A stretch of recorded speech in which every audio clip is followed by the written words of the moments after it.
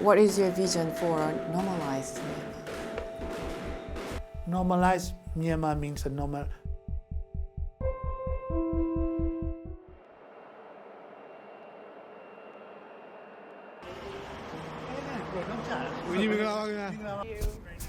Very nice to meet you. I'm Kim Hae-young from SBS. Thank you. My name is Aung Myo Min, Minister for Human Rights of the National Unity Government.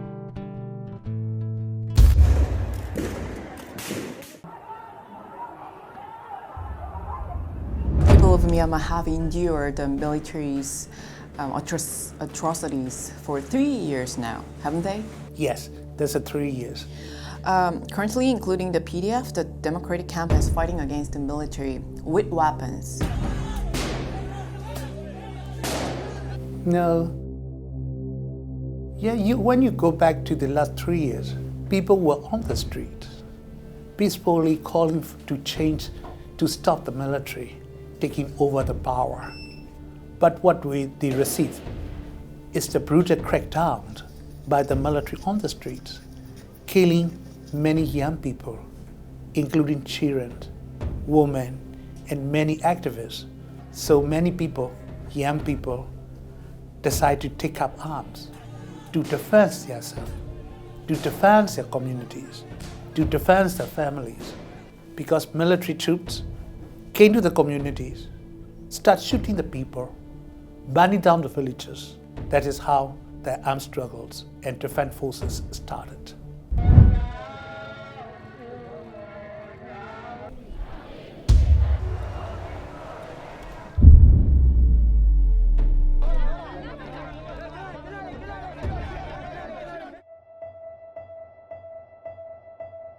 How extensive is the civilians' damage so far? Well, the UN saying that, that all the crimes so far by the military is now constitute a war crime. But I would say, as a human rights activist, it constitutes democide.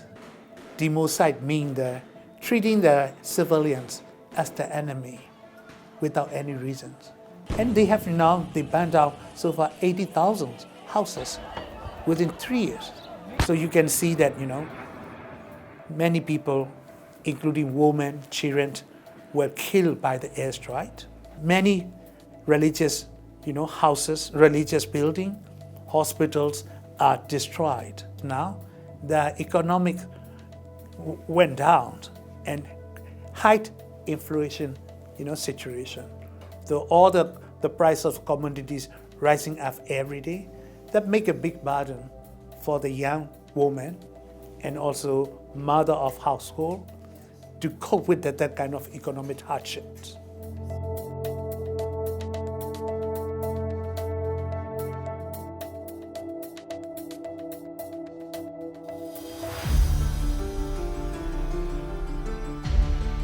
You were one of a member who participated in the struggle in 1988, right?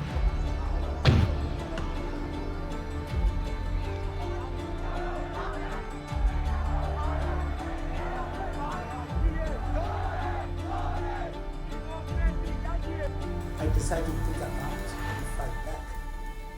But the support right now that I received from the people, that was not big during my time in 1988. So that is a good thing. And I really appreciate thing is the modern technologies. I would say that Myanmar young people, we call Generation Z, play a very important role of innovative ideas, communication, fundraising with their, the wisdom and technologies that we never had it before.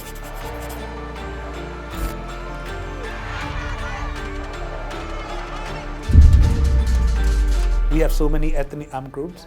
The ethnic organization and democratic forces could control more areas, and that make a military more vulnerable that they never had that situation before.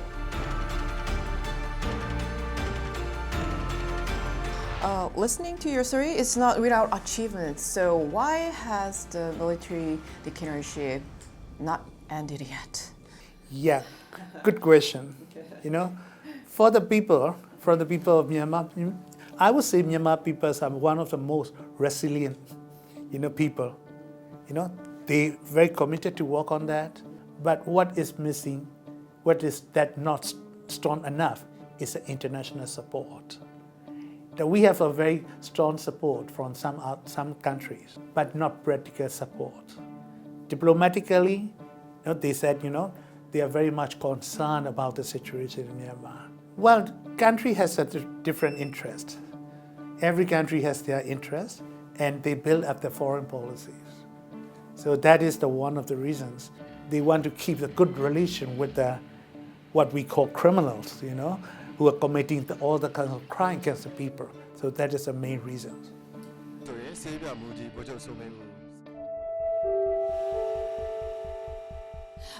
And what are your expectations from the international community, including Korea?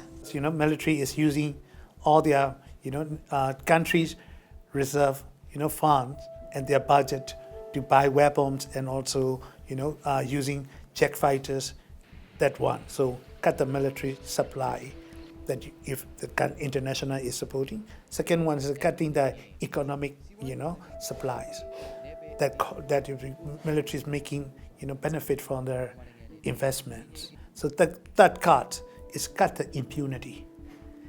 Impunity, that means, the military perpetrators and never be taken any actions. So these are the three, cuts towards military by the international. But at the same time, we also need support to do that.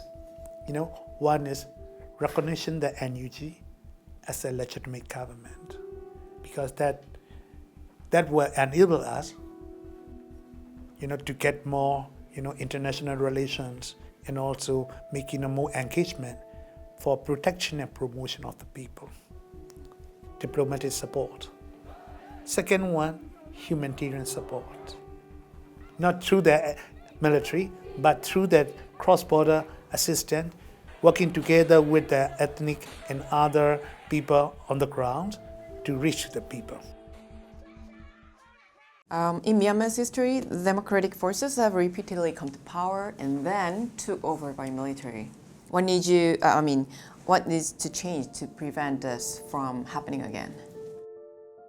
Well, not amended. We will have a new federal democratic constitutions, because in my countries, the previous constitutions are unconstitutionally wrong.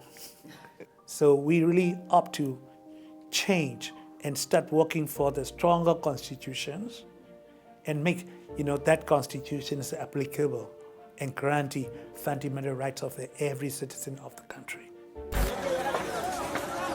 Social media, there are some doubts. Even if the NUG comes to power, the discrimination against minorities like the Rohingya will continue. So what are your thoughts on these concerns?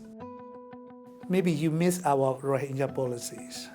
It was adopted 2 years ago. So it's the first time ever very progressive policy towards Rohingya. I know that policies exist, but there are doubts. Is it possible? Yeah. That kind of doubt. That's right. So the policy is policy. Policy without implementation is just a piece of paper, I understand. For example, we have appointed our deputy minister, who is a refugee, who is a Rohingya. First time ever Rohingya in the cabinet. So we always raise the issue of atrocities taken place against the Rohingya 2017 and 2018.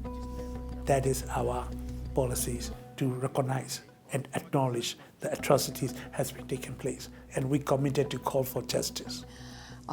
What is your vision for a normalized Myanmar? Normalized Myanmar means people in Myanmar normalize.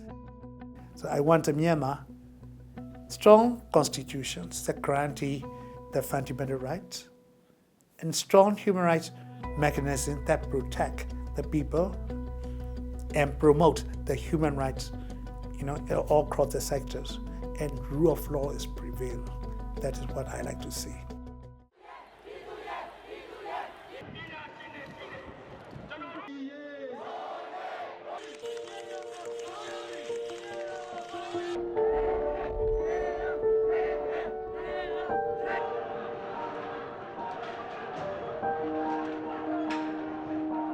So Korean people, we may be different in citizenship, we may be different in language, but as a family member of humanity, we will work together. We can bring our dream to make the world peaceful and respect of human rights. So trust, peace, work for human rights and justice wherever you are and what color you may have. Everything will be okay.